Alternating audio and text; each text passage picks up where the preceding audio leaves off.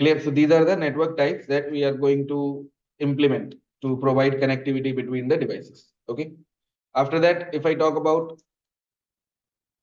network components,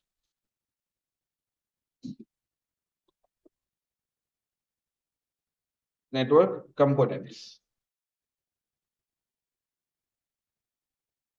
Now to create a network, we need some network components. Okay, अगर आप कोई भी एक नेटवर्क क्रिएट करना चाहते हो तो आपको कुछ कंपोनेंट्स की रिक्वायरमेंट होगी, या आप कह सकते हो कुछ डिवाइसेस की रिक्वायरमेंट होगी। तो कंपोनेंट्स में सबसे पहले क्या आता है? Network devices. कोई भी नेटवर्क क्रिएट करने के लिए सबसे पहले आपको नेटवर्क डिवाइसेस चाहिए, right? Then you need cables और कनेक्शन मीडिया। केबल्स को क्या बोलते हैं? Connection media. You can have Ethernet cables और you can have fibre optic cables, right? After that, you need network resources.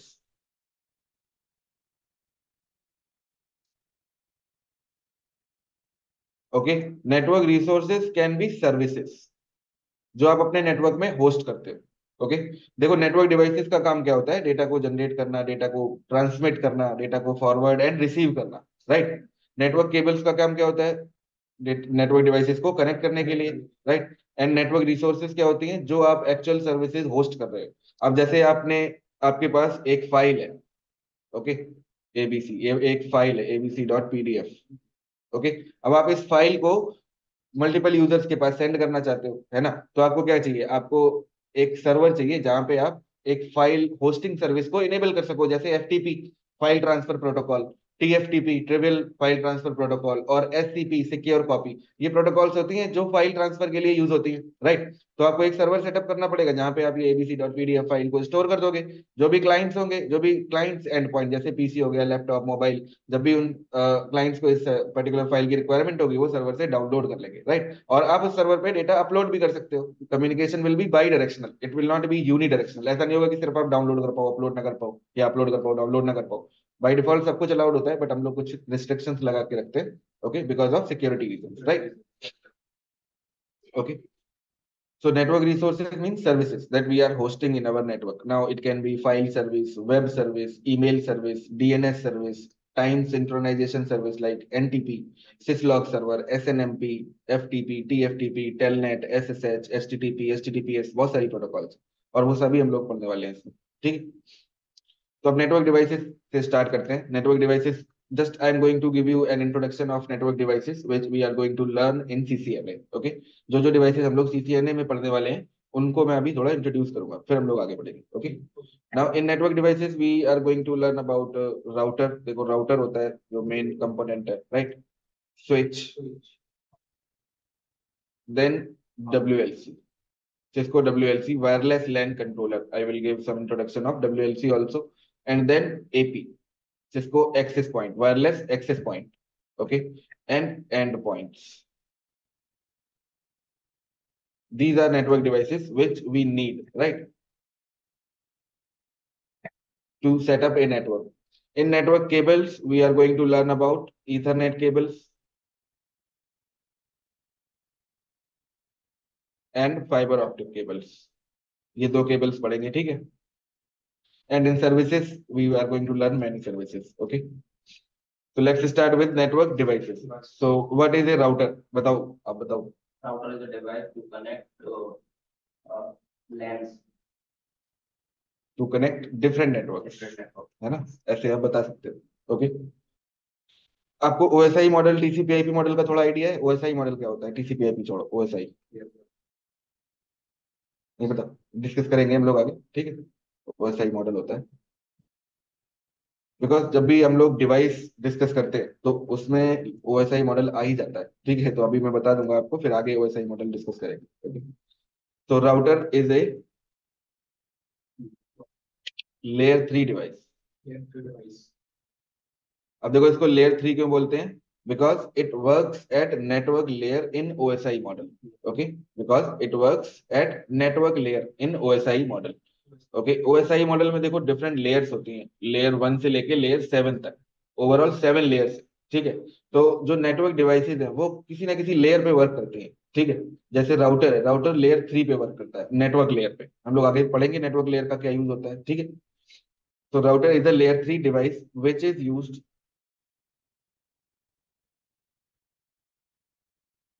to create communication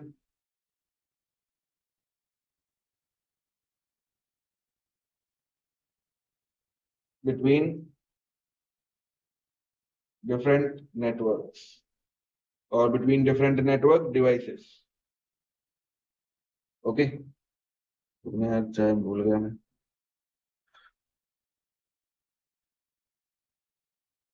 chilled हो गई Okay, router is a layer 3 device which is used to create communication between different network devices. It takes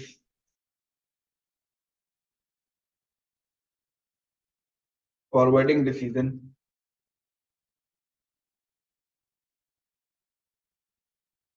based on destination IP address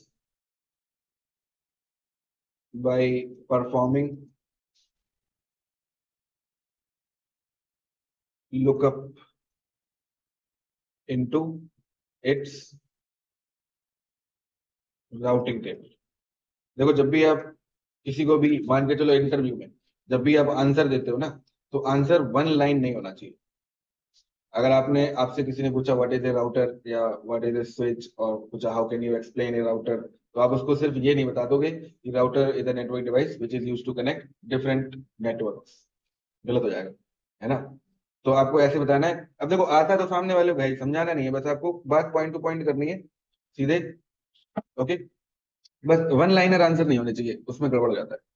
So router is a layer 3 device which is used to create communication between different network devices. It takes forwarding decision. Forwarding decision means क्योंकि देखो router के पास जब भी traffic आएगा तो वो traffic को send करेगा फॉरवर्ड करेगा. एंड जब भी एक पैकेट आता है किसी राउटर के पास तो वो पैकेट को कैसे फॉरवर्ड करेगा based on destination IP address. देखो जब भी राउटर के पास कोई पैकेट आएगा तो उसमें एक सोर्स आईपी होगा पैकेट में और डेस्टिनेशन आईपी होगा है ना. सोर्स आईपी किसका होता है इनिशिएटर का जो पैकेट को सेंड कर रहा है. जैसे मैं अगर google.com को एक्सेस करने जाऊंगा तो जो पैकेट बनेगा उसमें सोर्स आईपी किसका होगा मेरे लैपटॉप का होगा राइट. डेस्टिनेशन आईपी किसका होगा गूगल का होगा. और जो भी राउटर्स बीच में पड़ेंगे जैसे मेरा राउटर पड़ेगा बीच में जब पैकेट निकलेगा मेरे राउटर के पास जाएगा तो मेरे राउटर को पता होना चाहिए कि google.com का जो आईपी है इस पर्टिकुलर आईपी के लिए मुझे पैकेट किस इंटरफेस से बाहर भेजना है कहाँ पे सेंड करना है ओवरऑल ये है राइट. ठीक है तो वो उसको कहाँ से पता चलता है अपनी राउटिंग टेबल से राइट. देखो राउटर क्या करता है एक राउटिंग टेबल मेंटेन करता है और उस राउटिंग टेबल में वो सारे नेटवर्क्स के लिए राउट्स को ऐड करता है जो रीचेबल है जो नोन है जिनके लिए वो पाथ जानता है. ओके अगर google.com के पास पैकेट जाना है तो फिर राउटर के पास google.com के आईपी एड्रेस के लिए राउट होना चाहिए है ना. अगर राउट नहीं होगा तो पैकेट ड्रॉप कर देगा. ओके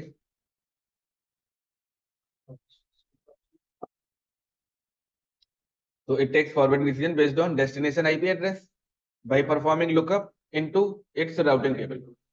तो अगर राउटिंग टेबल में राउट होता है तो पैकेट फॉरवर्ड होगा अदरवाइज नहीं होगा. Okay on A router we have a collision sorry we have a broadcast domain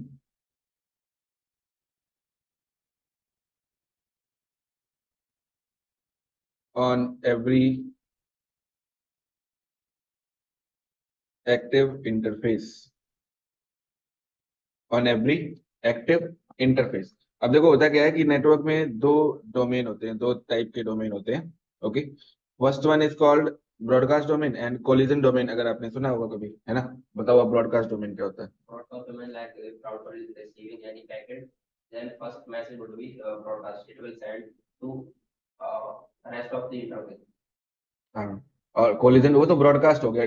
broadcast domain और कोलिजन डोमेन क्या होता है. कोलिजन डोमेन पता है क्या होता है.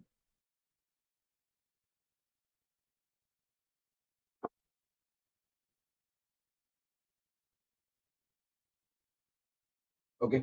Now, if I talk about broadcast domain, in a broadcast domain, when a device will generate any broadcast packet, that packet will be received by all other devices in that same broadcast domain, and the packet will be separate from the other packet. Broadcast domain में क्या होता है एक packet generate हुआ मान के चलो दूसरा पैकेट भी जनरेट हुआ उसी टाइम पे तो वो दोनों पैकेट अलग अलग रहेंगे सेपरेट. ओके कोलिजन डोमेन में ऐसा नहीं होता। कोलिजन डोमेन और होता है, दो टाइप के डोमेन होते हैं, broadcast domain and collision domain. Okay, तो ब्रॉडकास्ट डोमेन में मतलब एक कोई भी कंप्यूटर, कोई भी एक डिवाइस जब ब्रॉडकास्ट पैकेट जनरेट करेगा, वो बाकी सारे डिवाइसेस को मिलेगा जो उस ब्रॉडकास्ट डोमेन में कनेक्टेड है, and the packets will be separate for each and every device. Okay, and if I talk about the collision domain, then here your packets can collide. Collide का मतलब क्या, तो वो टकरा सकते हैं और पैकेट लॉस हो सकता है।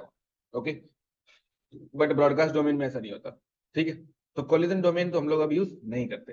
पहले एक डिवाइस होता था हब, उसकी हम लोग अब बात करते नहीं है, लेकिन बता दे रहा हूँ हब। ओके, हब एक माइंडलेस डिवाइस होता था। इसको यही नहीं पता होता था कौन सा पैकेट कहाँ भेजना है। इसके पास कोई पैकेट आता है, ये सबको भेज देता था, है ना, वो सबको भेज देता था। ब्रॉडकास्ट में वो फ्लड करता था। ब्रॉडकास्ट तो अलग हो गया। ब्रॉडकास्ट का मतलब होता है कि देखो, ब्रॉडकास्ट हमेशा उसी को मिलेगी जो उस ब्रॉडकास्ट डोमेन का पार्ट है। ठीक है, और फ्लडिंग होती है एक चीज, एक टर्म होता है फ्लडिंग। फ्लडिंग का मतलब क्या हो गया, वो सबको भेज देगा। उसको मतलब ही नहीं वो मेरे ब्रॉडकास्ट डोमेन में, दूसरे के ब्रॉडकास्ट डोमेन में, कोई मतलब, वो सबको भेज देगा। समझ में आ गया? अब जैसे मेरी सीसीएनई क्लास यहाँ चल रही है, उधर सीसीएनपी की क्लास चल रही है, तो मेरा ब्रॉडकास्ट डोमेन ये हो गया, उनका ब्रॉडकास्ट डोमेन वो हो गया। ठीक, अब मैं चाहूँ सीसीएनपी की क्लास में से लड़का यहाँ बिठा लूँ तो फिर क्या होगा, कोलाइड हो जाएगा, है कि नहीं? वो कोलिजन डोमेन में होता था। समझ में आ रहा है? वो कोलिजन डोमेन में होता था, उसमें पैकेट्स कोलाइड हो सकते थे, बट ब्रॉडकास्ट डोमेन में नहीं होते। Each and every device packet will be separate from each other. Okay, तो राउटर के हर एक एक्टिव इंटरफेस पे एक ब्रॉडकास्ट डोमेन होता है। Okay, on a router we have a broadcast domain on every active interface, so we have to configure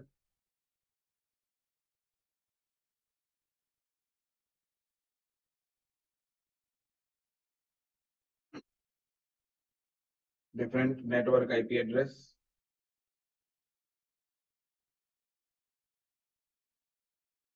on every interface sorry, of the router। अब देखो, interface क्या होता है, जो पोर्ट होता है, इथरनेट पोर्ट या गीगाबिट इथरनेट पोर्ट, वो स्पीड होती है, अभी हम लोग डिस्कस करेंगे स्पीड भी। ठीक है, तो ये जो पोर्ट होते हैं, इन्हीं को इंटरफेस बोलते हैं। अब जो राउटर है, जैसे ये ऊपर वाला डिवाइस राउटर है जो यहाँ पे लगाई है, ठीक है, इसमें देखो आपको ये चार पोर्ट दिख रहे हैं बीच में, ये चार इंटरफेसेस है। ओके, यस यस, तो यहाँ पे जो इथरनेट केबल्स आप लगाते हो, वो आप अपने इंटरफेसेस में कनेक्ट करोगे। और which one?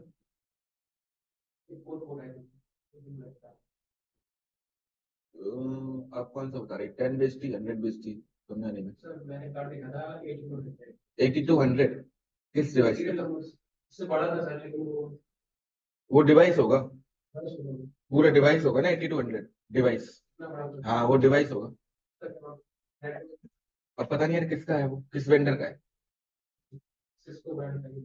सिस्को का 8200 फिर स्विच होगा वो। हाँ, 8000 सीरीज का स्विच होगा, switch.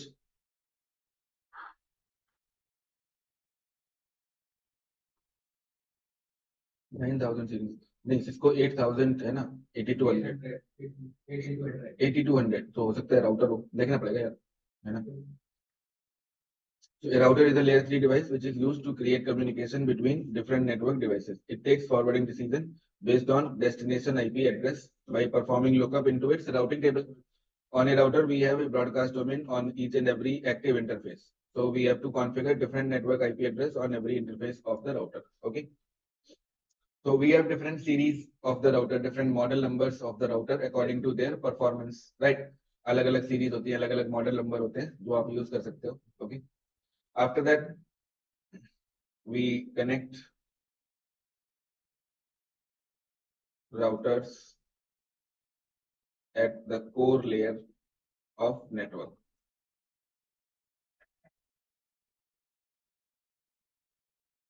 Now, when you are going to create a network, you will follow a three-tier architecture sometimes. Okay, a three-tier architecture. जब भी आप कोई नेटवर्क क्रिएट करते हो तो उसमें हम लोग एक थ्री टीयर आर्किटेक्चर यूज करते हैं। ओके, जैसे आप कोई लैन क्रिएट कर रहे हो, कैंपस एरिया नेटवर्क क्रिएट कर रहे हो, डेटा सेंटर में भी यूज करते हैं, बट अभी वहाँ पे कुछ अलग चीजें यूज होती है, स्पाइन लीफ यूज होता है। तो अभी के लिए मान लो आप थ्री टीयर आर्किटेक्चर यूज कर रहे हो। ओके, तो आपको नेटवर्क में तीन लेयर बनानी पड़ती है। You need to create a core layer, you need to create a distribution layer and access layer। Okay, these are three layers which you need to set up।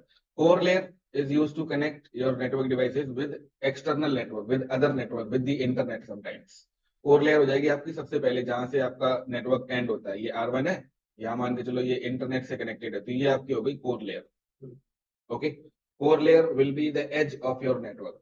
After core layer your network ends, वहां network आपका खत्म हो जाता है, फिर वहां से external network हो सकता है, इंटरनेट स्टार्ट होता है, right.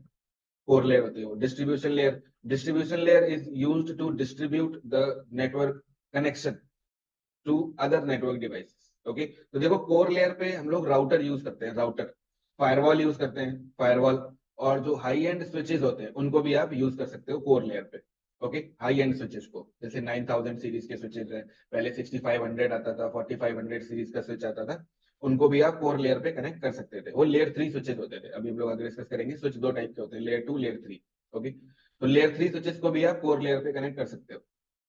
Now distribution layer, it is used to distribute the connection throughout the organization, throughout the network, to all the network devices. Okay, अब देखो जैसे यहाँ पे मान के चलो कि यहाँ पे बना देता हूँ मैं, कोर लेयर पे आपने ये दो राउटर लगा दिए, R1, R2।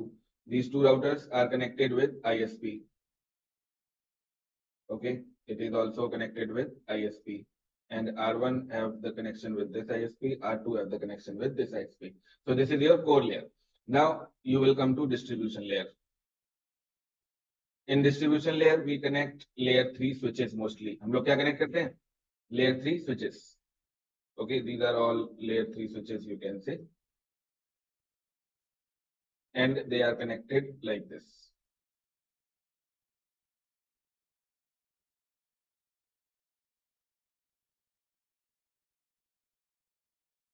Fully redundant. Okay, these are fully redundant links. This is switch, this is switch, this is switch, and this is switch. This is your distribution layer. At distribution layer we connect switches to distribute the connection. Okay, ये आपकी हो गई core layer. After that, access layer. At access layer we connect layer 2 switches sometimes. यहाँ पे आप क्या connect कर दोगे? Layer 2 switches. ऐसे करके बहुत सारे लेयर 2 स्विचेस कनेक्ट हो जाएंगे। Okay, and all these layer 2 switches are connected with upper uplink switches, इनको बोल सकते हो आप अपलिंक स्विचेस। सबसे रिडंडेंट कनेक्शंस होते हैं, ठीक है। अभी मैं उतने दिखा नहीं पा रहा हूँ यहाँ पे, एक पोर्ट डाउन हो जाए तो दूसरे से आपका डेटा ट्रांसमिशन होता रहे, बिल्कुल। Okay, like this. So these are also destroy हो गया उसके बाद क्या, फिर से लेयर में अगर इसमें डाटा है वो डिस्ट्रॉय हो गया पूरा, तो किसमें डाटा है? सर डाटा है सर स्विच लेयर में एक अलग है, हमारा खराब हो गया पूरा, डिस्ट्रॉय हो गया, उसके बाद दूसरा डाटा। नहीं नहीं, ऐसा होता है जैसे आपका एक कंप्यूटर यहाँ पे कनेक्टेड है, ठीक, ठीक है, अब ये डेटा सेंड करेगा यहाँ इंटरनेट पे, ठीक है। तो आप देखो इस कंप्यूटर के पास स्विच के बाद एक ये पाथ है, एक ये पाथ है। अगर ये डाउन हो जाता है तो इससे जाता रहेगा, है ना। अगर दोनों ही डाउन हो जाते हैं फिर तो आपको एक लिंक अप करना पड़ेगा, राइट। ऐसे यहाँ पे अगर ये वाला डाउन हो जाता है तो इससे जाता रहेगा, ठीक। ये डाउन हो जाता है तो इससे जाता रहेगा ये वाला लिंक। ओके, तो ये आपकी क्या होती है? एक्सेस लेयर, जहां पे आप अपने एंड पॉइंट्स को कनेक्ट करते हो। At access layer we connect mostly layer 2 switches. वैसे अभी तो लेयर 3 स्विचेस ही यूज होते हैं मोस्टली, ठीक है। लेकिन हायरार्की के अकॉर्डिंग हम लोग क्या करते हैं, जो एक्सेस लेयर है यहाँ पे लेयर 2 स्विचेस यूज करते हैं, ये access layer. This is your distribution layer. Here you will connect layer 3 switches, and this is your core layer. Here you will connect routers, firewalls, or high-end layer 3 switches. Okay, next clear? Now, so router will be connected at the core layer of the network. Okay, ये समझ में आ गया ना? 3 tier architecture network में कोई भी network आप create करते हो इसी के बेसिस पे करोगे। कोई मान के चलो आपको ब्रांच ऑफिस सेटअप करना है जहाँ पे 50 यूजर्स कनेक्टेड है, 50 यूजर्स, राइट। तो आप क्या करोगे? एक राउटर कनेक्ट कर लोगे, मान के चलो अगर एक राउटर है, रिडंडेंसी के लिए आप 2 कर सकते हो, है ना। रिडंडेंसी करने के लिए आप 2 कर सकते हो। तो एक आईएसपी से कनेक्टेड है, अब आप क्या करोगे? इस राउटर से 2 स्विच कनेक्ट कर दो, स्विच 1 एंड स्विच 2, है ना। अब मान के चलो ये 24 पोर्ट के ले लिया आपने, राइट। अभी भी काम नहीं बनना, 50 है तो फिर एक और स्विच लगा दो इसके आगे, तो 3 हो गया।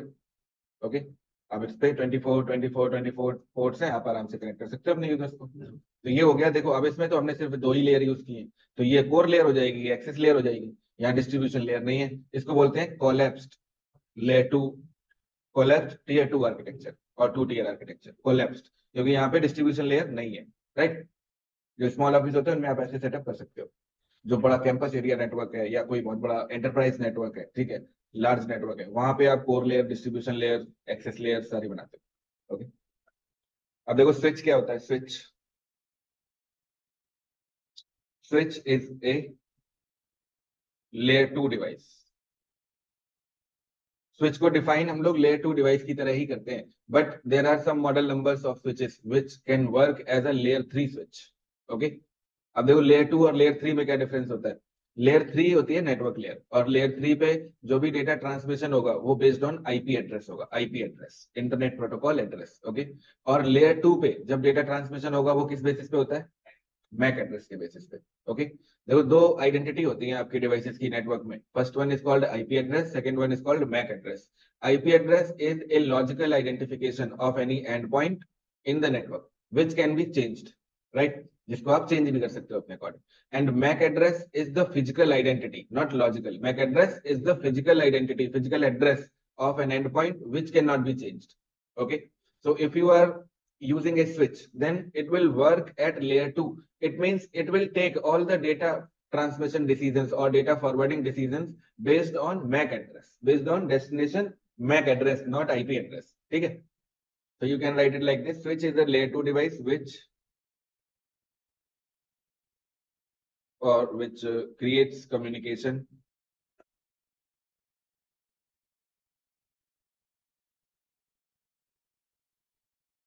between same network devices, right? Same network devices, जो सेम नेटवर्क का पार्ट है, उनके बीच में स्विच कम्युनिकेशन इनेबल कर लेगा। ओके, अभी हम लोग डिस्कस करेंगे कि आपको कैसे पता चलेगा कि ये कंप्यूटर सेम नेटवर्क का पार्ट है या डिफरेंट नेटवर्क का पार्ट है, राइट। ओके, तो switch is a layer 2 device which creates communication between same network devices. It takes forwarding decision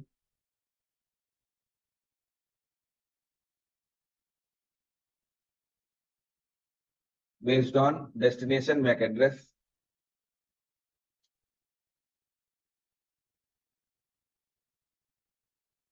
by performing lookup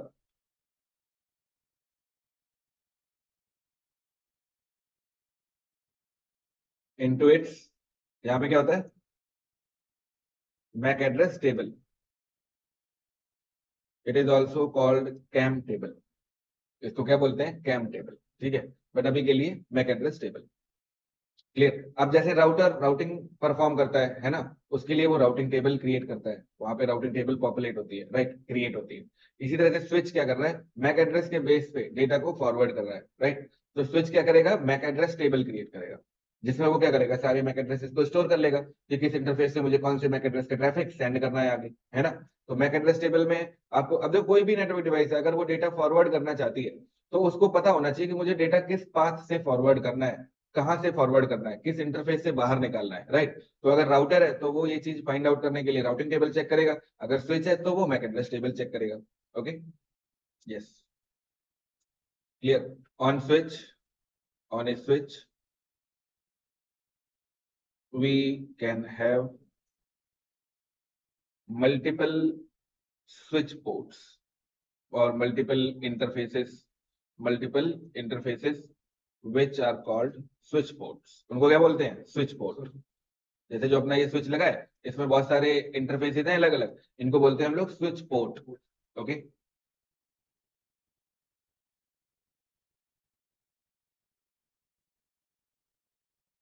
and used to connect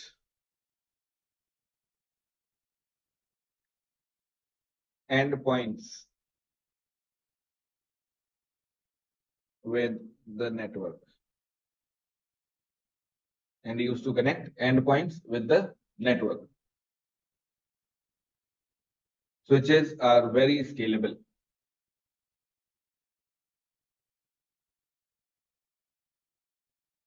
They come with 12 port, 24 port, 48 port and other also. Okay, फिर कुछ multi chassis switches होते हैं, उनमें 100 port, 200 port, 300 port तक होते हैं multi chassis switches. ठीक है, हाँ। देखो स्विचेस आप ऐसे समझ लो, एक फिक्स्ड स्विच होता है, फिक्स्ड स्विच मतलब जो आपने खरीद लिया उसमें अगर 12 पोर्ट है तो 12 ही रहेंगे, 14 नहीं हो जाएंगे, है ना। और दूसरे होते हैं मॉड्यूलर स्विचेस। मॉड्यूलर, उनमें आप कार्ड लगा के, एक्सटर्नल नेटवर्क इंटरफेस कार्ड लगा के पोर्ट्स की क्वांटिटी को इंक्रीज कर सकते हो, बढ़ा सकते हो। ओके, ठीक है। तो अभी के लिए रखो आप 12, 24, 48 पोर्ट का स्विच होता है। ठीक है, जब आप डेटा सेंटर आगे पढ़ोगे 2-3 साल बाद, तब आपको पता चलेगा 100 पोर्ट वाला कौन सा है, 200 वाला, 300 वाला कौन सा है। ठीक है, but in your LAN mostly you will find up to 48 port switch. Yes, 24 और 48 ये बहुत यूज होते हैं, आपको मिलेंगे। Yes, okay. Let on a switch we have a broadcast domain globally. On a switch we have a broadcast domain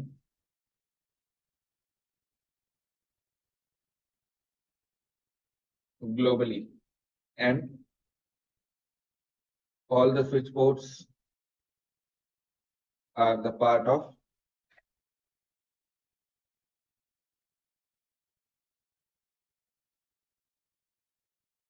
this broadcast domain, right? Switch पे एक broadcast domain globally होता है, ग्लोबली क्रिएटेड। ओके, और जितने भी switch port हैं, 16 है, 24 है, 48 है, by default they are all assigned in that broadcast domain. Okay, ठीक है, जितने भी स्विच पोर्ट है। अब उन स्विच पोर्ट से अगर आप कोई पीसी, कोई एंड पॉइंट कनेक्ट करते हो और उन एंड पॉइंट्स पे आप सेम नेटवर्क का आईपी असाइन कर दो, है ना, तो वो सारे पीसी एक दूसरे से कम्युनिकेट करने लगेंगे विदाउट एनी कॉन्फ़िगरेशन। आपको स्विच पे कुछ करना ही नहीं पड़ेगा। Right now if you want to define different broadcast domain, अगर आप अलग अलग सेगमेंट बनाना चाहते हो तो आप अलग अलग ब्रॉडकास्ट डोमेन बना लोगे। राइट, और उसके अकॉर्डिंग आप उसको कॉन्फ़िगर कर सकते हो, हम लोग आगे देखेंगे। बट बाय डिफॉल्ट स्विच पे एक ब्रॉडकास्ट डोमेन होता है। ठीक है, एंड जितने भी स्विच के इंटरफेसेस हैं वो उसी ब्रॉडकास्ट डोमेन में असाइन होते हैं। ठीक है, on a switch we have a broadcast domain globally and all the switch ports are assigned or are part of this broadcast domain by default, and we have a collision domain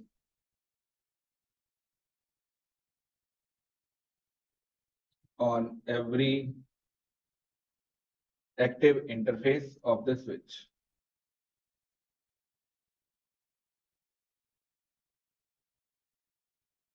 okay, तो अब जैसे मैंने अभी आपको बताया था कि एक डिवाइस होता था हब, जिसमें ग्लोबली एक कोलिजन डोमेन होता था, एक कोलिजन डोमेन पूरे हब पे। ठीक है, अब देखो इस हब के साथ मान के चलो 2 पीसीस कनेक्टेड है या 3 पीसीस कनेक्टेड है। ठीक है, अब ये PC1 है, कोई डेटा भेजेगा तो हब के पास माइंड तो है नहीं, hub is called mindless device. This data will be sent to both of the devices at the same time. If any other device is generating the data, then this data can collide. That's why it is called collision domain. Okay, that's why it is called collision domain. So on a hub we have a collision domain globally. Okay, all the interfaces are the part of this collision domain. So in this collision domain, packets can collide with each other and they can be lost. Okay, that's why we don't use it now. Okay, what we use switch. Okay, switch पे क्या होता है, देखो मान के चलो आपने same फिर यहाँ 3 पीसी कनेक्ट कर दिए। ठीक है, अब स्विच पे होता है एक broadcast domain by default, and all these switch ports of the switch are assigned in that broadcast domain. Okay, but broadcast domain में मैंने बताया डेटा कोलाइड नहीं होगा। राइट, क्योंकि हर एक डिवाइस के लिए अलग पैकेट जनरेट होता है। राइट, स्विच क्या करेगा, मान के चलो कि एक पैकेट पीसी ने जनरेट किया। ओके, अब स्विच क्या करेगा, उस पैकेट की एक कॉपी यहाँ भेजेगा, यहाँ भेजेगा। Right, within the broadcast domain that particular packet will be received by all other devices, but data will not collide. Each packet will be separate from each other packet. Okay, clear? And on the switch interface we have a collision domain. तो मान के चलो यहाँ से data generate हो रहा है, तो अब इस इंटरफेस पे और कोई डेटा तो जनरेट होगा नहीं, तो यहाँ कोलिजन नहीं हो सकता, कोई प्रॉब्लम नहीं। ओके, समझ में आ रहा है कोलिजन डोमेन और ब्रॉडकास्ट डोमेन। अब देखो राउटर है, उसका केस अलग है। चलो ये तो एक ही ब्रॉडकास्ट डोमेन हो गई। ठीक है, अब राउटर आपने लगा दिया यहाँ R1। ओके, यहाँ एक पीसी कनेक्ट कर दिया, जस्ट फॉर एग्जांपल, वैसे कभी ऐसा करोगे नहीं आप। ठीक है, 3 पीसी आपने ऐसे कनेक्ट कर दिया राउटर से, होते करते नहीं है, स्विच के साथ ही कनेक्ट होते हैं पीसी, राउटर से नहीं होते। ओके, तो यहाँ पे राउटर पे मान ले करेक्ट, मान के चलो करेक्ट कर दिया। अब यहाँ पे एक अलग ब्रॉडकास्ट डोमेन है, यहाँ पे एक अलग ब्रॉडकास्ट डोमेन है, यहाँ पे एक अलग ब्रॉडकास्ट डोमेन। इसका मतलब ये पूरा नेटवर्क अलग है, ये नेटवर्क अलग है और ये नेटवर्क अलग है। तभी यहाँ पे हमने राउटर को यूज किया so that it can create the communication between different network devices, right. यहाँ देखो सेम नेटवर्क है स्विच पे, यहाँ पे सेम नेटवर्क रन कर रहा है। ऐसे मान लो, आप नेटवर्क लिख ही देता हूँ मैं यहाँ पे।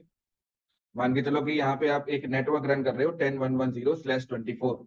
ओके, आगे बताऊंगा ये क्या होता है। यहाँ डाल दिया 10.111, यहाँ डाल दिया 10.112, 10.113। They are the part of same broadcast domain, same network, right. अब यहाँ पे ये अलग अलग ब्रॉडकास्ट डोमेन है, तो यहाँ पे आप लिखोगे 10.110/24, एक ये नेटवर्क दे दिया।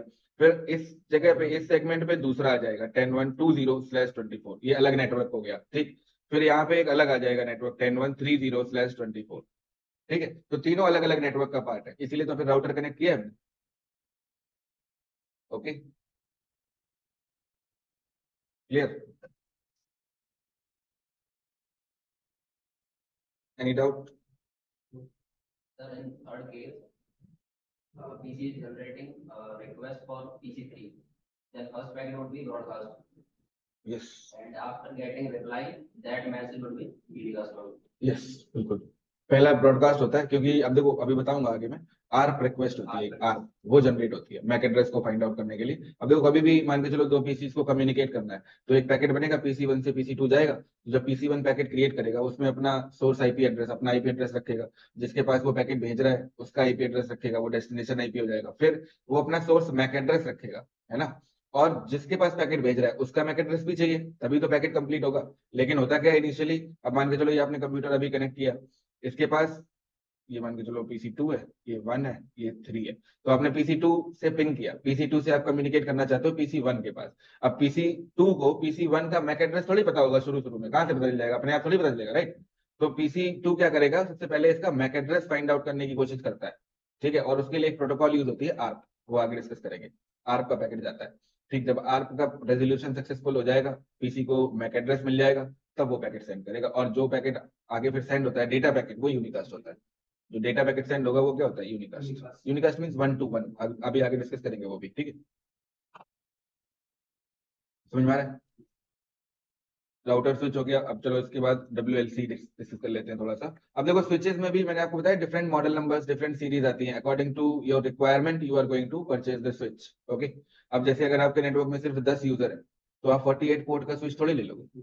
आप मैक्सिमम 16 पोर्ट्स, 24 पोर्ट्स, ये स्विचेस परचेज करोगे। स्केलेबिलिटी के लिए आप 24 ले लोगे। आपको पता है आपका नेटवर्क ग्रो होगा, 10-20 यूजर्स और बढ़ेंगे, 10 यूजर और बढ़ जाएंगे, तो आप 24 पोर्ट स्विच यूज कर लोगे, राइट। तो इस तरह से होता है, तो रिक्वायरमेंट के बेसिस पे आप हमेशा परचेज करोगे। Okay,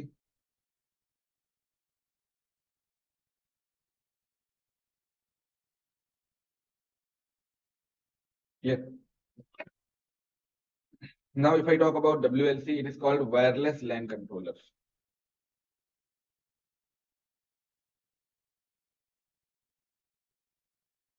In short, you can say WLC. जिसको वायरलेस लैन कंट्रोलर, WLC देखो जैसे आपका राउटर है, जैसे स्विच है, उसी तरह से WLC एक डिवाइस है। ओके, WLC क्या है, डिवाइस है। राउटर है क्या है, डिवाइस है, राइट। स्विच क्या होता है, device. Same as router and switch, WLC is also एक डिवाइस। अब देखो, राउटर और स्विच का काम क्या होता है, एक वायर्ड नेटवर्क को क्रिएट करना, वायर्ड नेटवर्क। अगर आप स्विच से कोई डिवाइस लगाओगे, केबल लगानी पड़ेगी। राउटर से कोई डिवाइस कनेक्ट करोगे, केबल लगानी पड़ेगी, बिना केबल के तो हो नहीं सकता, right. But WLC is a device for wireless network. Okay, WLC को भी आप एक अपने स्विच से ही कनेक्ट करोगे, क्योंकि कनेक्टिविटी तो चाहिए WLC को भी, राइट। उसको भी आप अपने एक स्विच से ही कनेक्ट करोगे, but it is use to connect all the wireless end points with your network. Okay, अब देखो जैसे यहाँ पे थोड़ा सा मैं एक्सप्लेन कर देता हूँ, फिर बताता हूँ, ठीक है। Now if I talk about WLC, you can say WLC is used to provide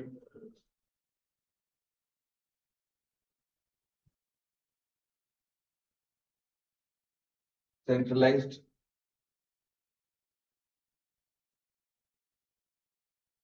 management and control for all the wireless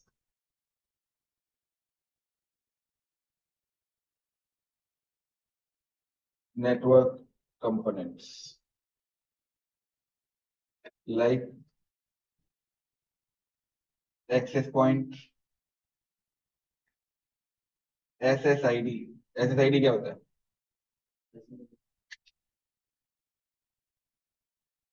wireless security etc. Okay, so WLC is used to provide centralized management and control for the wireless network components like access point, SSID, wireless security standards. Okay, अब देखो access point आपको बताया, आपने देखा होगा छोटे छोटे box लगे होते हैं वाईफाई कनेक्टिविटी प्रोवाइड करने के लिए, right? So that wireless end points can connect with the network. अब वो एक्सेस पॉइंट क्या करते हैं? वो एक्सेस पॉइंट वायरलेस नेटवर्क की इंफॉर्मेशन को ब्रॉडकास्ट करते हैं, है ना? और उस वायरलेस नेटवर्क की इंफॉर्मेशन को क्या बोलते हैं? SSID, service set identifier. उसको क्या बोलते हैं? Service set identifier. अब जैसे मुझे अपने वायरलेस नेटवर्क से कनेक्ट होना था, तो मेरा एक्सेस पॉइंट एक SSID ब्रॉडकास्ट कर रहा है, एनसी ट्रेनिंग 5G या जो भी ये नीचे और दिख रहे हैं, ये सब क्या है? SSID है। Okay, SSID is use to give the name to a wireless network. अब मुझे अगर अपने वायरलेस नेटवर्क से कनेक्ट करना है तो मुझे एनसी ट्रेनिंग 5G से कनेक्ट होना पड़ेगा, है कि नहीं? तो SSID क्या कर रही है? आपके वायरलेस नेटवर्क को एक नेम प्रोवाइड कर रही है, एक नेम डिफाइन कर रही है उसके लिए कि अगर आप अपने वायरलेस नेटवर्क से कनेक्ट होना चाहते हो तो इस पर्टिकुलर SSID से कनेक्ट हो जाओ, right? And wireless security standard, if you want to provide a secure network access with the help of WLAN, with the help of wireless local area network, then you need to secure it. Why you need to secure it? Because wireless network, in wireless network we don't use any wires, so users can connect without any cable, right? And if your wireless SSID, if your SSID is leaking outside of desired area, and if you have not implemented proper security, then unauthorized users can also connect, right? अब जैसे मेरा wifi यहाँ पे लगा है, अब यहाँ पे मैं अगर पासवर्ड ना लगा के रखूं वाईफाई में, ऊपर भी कैच करता है, कोई भी कनेक्ट कर लेगा, right? So what we need to do whenever we are going to set up wireless network, first of all we need to configure WLC, we need to configure access point. After that we need to configure SSID, जो आपका actual wireless network है उसको आप configure करोगे, and then you need to define wireless security standards, whether you want to use WEP, WPA, WPA2, WPA3, WPA personal, WPA enterprise. These are all different wireless security standards which can be used according to the requirement. Okay, WEP is a little bit older, अभी use नहीं होता है। WEP wired equivalent privacy ये होता है WEP, आगे पढ़ेंगे हम लोग। WPA होता है वाईफाई प्रोटेक्टेड एक्सेस, WPA2 होता है, WPA3 होता है। ओके, तो ये वायरलेस सिक्योरिटी स्टैंडर्ड्स है। Okay, so here you can say we need to integrate wireless LAN controller WLC with access point AP, with access point, yes, access point, or you can say wireless access point। okay, इनको क्या बोलते हैं? Wireless access point. Okay, जो भी छोटे छोटे modems लगे होते हैं SSID को ब्रॉडकास्ट करने के लिए उनको बोलते हैं access point. Okay, so we can integrate WLC with access point to set up WLAN। okay, clear? So WLC will provide centralized management। okay, अगर आप किसी भी एक्सेस पॉइंट पे कॉन्फ़िगरेशन करना चाहते हो तो वो WLC के थ्रू करोगे। अब देखो होता क्या है कि जो लार्ज एंटरप्राइज नेटवर्क्स होते हैं, जैसे मैंने आपको एग्जांपल दिया था अभी हॉस्पिटल का या यूनिवर्सिटी का, तो वहां पे क्या होते हैं? Thousands of access point connect होंगे। मान के चलो एक यूनिवर्सिटी है, उसमें एक जूनियर हॉस्टल है, सीनियर हॉस्टल है, स्टाफ क्वार्टर है, गर्ल्स हॉस्टल है, फिर एकेडमिक बिल्डिंग है। एकेडमिक बिल्डिंग में भी सारे अलग अलग डिपार्टमेंट्स है, अलग अलग ब्रांचेस हैं, उनके अलग अलग नेटवर्क चल रहे हैं। फिर लाइब्रेरी का नेटवर्क है, लेबोरेटरी का नेटवर्क है, राइट? तो बहुत सारे अलग अलग नेटवर्क होते हैं। फिर उसमें टीचर्स का नेटवर्क होगा, HODs का नेटवर्क होगा, डायरेक्टर्स का नेटवर्क होगा, सबकी अलग अलग ऑथराइजेशन होगी, राइट? तो if you are going to set up a wireless network for them, then you need to create different SSIDs, अलग अलग SSID बनानी पड़ेगी। जूनियर हॉस्टल के यूजर्स के लिए एक अलग SSID बना दी, सीनियर हॉस्टल के यूजर्स के लिए एक अलग SSID बना दी, राइट? और जो लेबोरेटरी का है, जो लाइब्रेरी का नेटवर्क है, उनके लिए अलग अलग SSID बना दी। तो उन पे आप क्या करोगे? फिर वायरलेस सिक्योरिटी इंप्लीमेंट करोगे। तो जब भी आप वायरलेस नेटवर्क सेटअप करते हो तो सबसे पहले आपको WLC एंड AP को इंटीग्रेट करना पड़ता है। Okay, clear? फिर देखो AP, अब देखो WLC भी एक फिजिकल डिवाइस की तरह अवेलेबल है ना? यहाँ अपने रैक में लगा भी है, फिजिकल डिवाइस होता है। जैसे अपने राउटर स्विच है, इसी तरह से WLC का भी एक फिजिकल डिवाइस होता है। Okay, and you can also virtualise it in cloud. आप इसको क्लाउड में भी वर्चुअलाइज कर सकते हो। आप इसको अपने प्राइवेट क्लाउड में चला सकते हो, पब्लिक क्लाउड में चला सकते हो, otherwise you can purchase a physical device for WLC, physical appliance आप परचेज कर सकते हो। ओके, जैसे राउटर और स्विचेस हैं, राउटर और स्विचेस को आप as a physical device use कर सकते हो। और अगर आप क्लाउड डिप्लॉयमेंट कर रहे हो, क्लाउड डिप्लॉयमेंट अगर आपने एडब्ल्यूएस पे अपना नेटवर्क सेटअप किया है, एज्योर पे आप सेटअप कर रहे हो, तो वहां पे आपको वर्चुअल राउटर, वर्चुअल स्विच ये यूज करने पड़ते हैं। राइट, समझ में आया? फिर देखो एपी होता है, access point.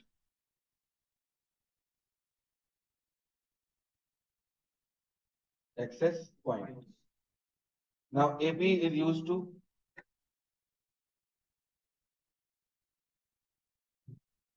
broadcast the information about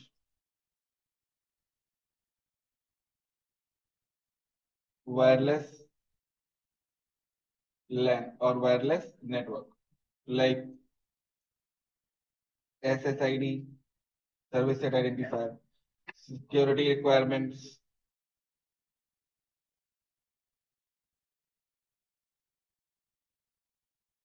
etc. Okay, clear. AP is used to broadcast the information about wireless network like SSID, security requirement, etc. using beacon frames. Okay, अब देखो मेरा एक्सेस पॉइंट वहां से SSID broadcast कर रहा है, मेरे computer पे वो एसएसआईडी दिखा रहा है, कैसे दिखा रहा है? कुछ तो मैकेनिज्म होगा, है ना? अब जो एक्सेस पॉइंट है वो कोई ना कोई पैकेट्स ब्रॉडकास्ट कर रहा होगा बाहर, और वो मेरा कंप्यूटर रिसीव कर पा रहा है, तभी तो मेरे कंप्यूटर पे वो एसएसआईडी आ रही है। राइट, तो जो पैकेट्स होते हैं उनको क्या बोलते हैं? Beacon frames. Okay, beacon frame, beacon का मतलब ही होता है फ्रेम, एक छोटा डब्बा। ओके, उसके अंदर उसने एसएसआईडी रख दी, फिर सिक्योरिटी रिक्वायरमेंट रख दिया और उसको ब्रॉडकास्ट कर दिया। राइट, अब जिसके पास भी रिसीवर लगा होगा वाईफाई सिग्नल्स को रिसीव करने के लिए, वो एसएसआईडी उसके में कैच करने लगेगी, है ना? Okay, we have two types of access point. चलो अभी के लिए बता देता हूँ, वैसे एक्सेस पॉइंट हम लोग आगे पढ़ेंगे ढंग से, ठीक है? जो भी अभी मैं बता रहा हूँ आपको, इनको डिटेल में आगे पढ़ेंगे, कैसे कॉन्फ़िगर करना है, मैनेज करना है, सब कुछ। Okay, so we have to register access points, type फिर बाद में बताऊंगा, to WLC, wireless LAN controller, so that it can download the required configuration from WLC. Okay, अब देखो होता है कि आपके नेटवर्क में थाउजेंड्स ऑफ एक्सेस पॉइंट्स हैं, 2000 ऑफ एक्सेस पॉइंट्स हैं। अब उन एक्सेस पॉइंट्स को आप वन बाय वन मैनेज तो नहीं करोगे, सब पे जा जाके कॉन्फ़िगरेशन तो नहीं करोगे। आप क्या चाहोगे कि एक ही बार में मैं पूरे एक्सेस पॉइंट पे ये कॉन्फ़िगरेशन पुश कर दूं। राइट, तो उसके लिए आप क्या कर सकते हो? WLC यूज करोगे, क्योंकि अगर आपके नेटवर्क में मान के चलो यूनिवर्सिटी में ही 500 एक्सेस पॉइंट कनेक्टेड है, तो आप उन 500 एक्सेस पॉइंट को वन बाय वन कॉन्फ़िगर करोगे क्या? नहीं करोगे। राइट, फिर अगर प्रॉब्लम आती है तो वन बाय वन सबको चेक करना पड़ेगा। ओके, तो ये तो मिसमैनेजमेंट हो जाएगा। तो हम लोग उसके लिए क्या करते हैं? वायरलेस नेटवर्क में सेंट्रलाइज्ड मैनेजमेंट यूज करते हैं। एक डिवाइस रख दिया, WLC, वायरलेस लैन कंट्रोलर। अब जितने भी एक्सेस पॉइंट आपके नेटवर्क में कनेक्टेड है, वो सारे एक्सेस पॉइंट उस WLC पे रजिस्टर कर देंगे। राइट, WLC को ज्वाइन कर लेंगे, and after registering on WLC will provide all the configuration to these access points. अगर आपको देखो एक्सेस पॉइंट पे मान के चलो रीलोड करना है, एक्सेस पॉइंट को रीस्टार्ट करना है, वो भी आप WLC से कर सकते हो। अगर आपको एक्सेस पॉइंट पे ऑपरेटिंग सिस्टम अपग्रेड करना है, वो भी आप WLC से कर सकते हो। अगर आपको एक्सेस पॉइंट की कॉन्फ़िगरेशन का बैकअप लेना है, वो भी आप WLC से ले सकते हो। So WLC will be able to manage all the wireless components which are running in your wireless network, not only access point, SSID also. Right, कौन से चैनल्स यूज करने हैं, 2.4 गीगाहर्ट्ज यूज करना है या 5 गीगाहर्ट्ज यूज करना है, all the things can be controlled and managed by WLC. Okay, clear? अब एक्सेस पॉइंट भी वैसे दो टाइप के होते हैं, ठीक है? एक स्टैंड अलोन एक्सेस पॉइंट होता है जिसको ऑटोनोमस एक्सेस पॉइंट बोलते हैं, और दूसरा लाइट वेट एक्सेस पॉइंट होता है। जो ऑटोनोमस एक्सेस पॉइंट है वो लोकली मैनेज होता है। Yes, AP without WLC is called autonomous AP, access point without WLC। जैसे मान के चलो आपका नेटवर्क बहुत छोटा है, 3 ही AP लगे हुए हैं, 2 ही AP लगे हुए हैं, एक ही AP लगा हुआ है, तो अब उनके लिए आप WLC थोड़ी लोगे, महंगा भी तो आता है भाई। WLC का जो सबसे बेस मॉडल है, WLC 2504 जो अपने यहाँ लगा है, वो 60,000 का है। सोच लो, अगर कोई heavy high and WLC 9800 purchase करना हो, लाखों में आएगा वो। इसमें कैसे कनेक्ट कर सकते हैं? इसमें हम लोग अराउंड 100 एंड पॉइंट्स को कनेक्ट कर सकते हैं। ठीक है, सो ओके, तो ये एक्सेस पॉइंट होते हैं। ठीक है, आगे अभी पढ़ेंगे हम लोग, कॉन्फ़िगर करना भी सीखेंगे। ओके, एक और यहाँ पे नेटवर्क डिवाइस है जो डिस्कस कर सकते हैं, फायरवॉल। फायरवॉल क्या होता है बताओ? फायरवॉल होगा सर, कोई भी अगर नेटवर्क उसको उड़ा सकते हैं। नहीं, उड़ाना नहीं है कुछ Firewall भी। is a security device that is used to provide security. हाँ, आप कह सकते हो firewall is a security system और device which is used to inspect the network traffic, deep packet inspection, right? तो आप कह सकते हो yes, firewall is a security system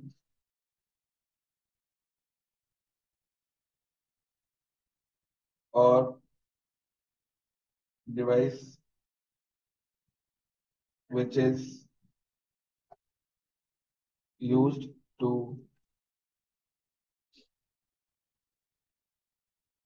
inspect or monitor inbound and outbound। inbound outbound क्या होता है बताओ, पता है?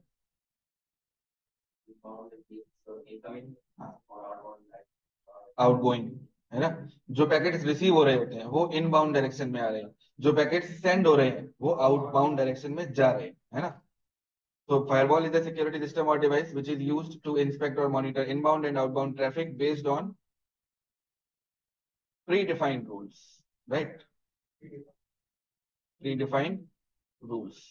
On every firewall there will be some rules created। आपको कुछ रूल्स क्रिएट करने पड़ते हैं, उन रूल्स के बेसिस पे फायरवॉल ट्रैफिक को अलाउ या डिनाई करता है।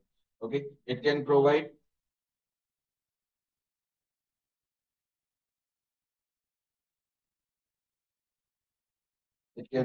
access control, means allow or deny the traffic, URL filtering, बहुत सारे फीचर्स होते हैं, कुछ मैं लिख दे रहा हूँ, ठीक है? Application aware filtering, VPN, okay, बहुत सारे फीचर्स होते हैं, हाई अवेलेबिलिटी,